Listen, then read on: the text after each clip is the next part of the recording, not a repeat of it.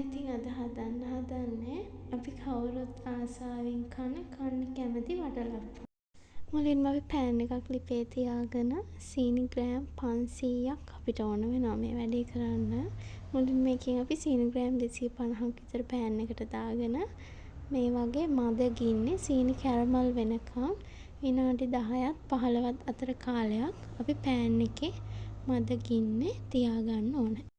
සීනි ටික golden brown colour එකට හැරිලා හොඳට කැරමල් වුණාට පස්සේ අපි හොට් වෝටර් ඇඩ් කරගන්නවා.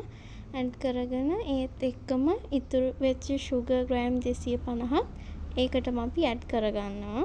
ඊට පස්සේ මේ සීනි වල කැට ටික හොඳට දිය වෙනකම් අපි මේ සුගර් සිරප් එක රත් කරගත්තාම හොඳටම ඇති අර නූල ඇදෙන පදමට එනකම්ම රත් වෙන්න ඕනේ නැහැ.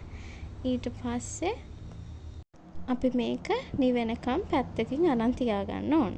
ඊට පස්සේ අපි බෝල් එකකට 12 eggs කඩලා ඒක හොඳට විස්ක් එකකින් හෝ බීට් එකකින් බීට් කරගන්න ඕන.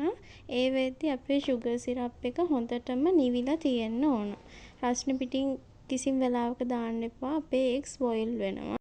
බීට් කරගත්ත eggs ටිකට අපි සුගර් සිරප් එක සහ vanilla essence තේ හැඳි එකක් ඇඩ් කරගන්නවා. ඊට අමතරව අපිට පුළුවන් ෆ්‍රෙෂ් මිල්ක් මිලිලීටර් 100ක් මේකට ඇඩ් කරගන්න. මේ ටික ඔක්කොම ඇඩ් කරගෙන අපි නැවතත් හොඳට බීට් කරන්න ඕන තප්පර 20ත් 30ත් අතර වගේ කාලයක්.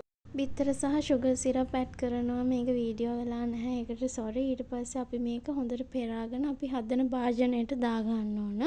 ඊට පස්සේ මිනිත්තු 40ක් විතර අපි මේක ස්ටීම් කරගන්න ඕන. ස්ටීම් කරගත්තට පස්සේ ඔයාලට තව කාලා ඒක අප් කරගන්න ඕන නම් මිනිත්තු 10ක් විතර oven එකට දාලා ගන්න පුළුවන්.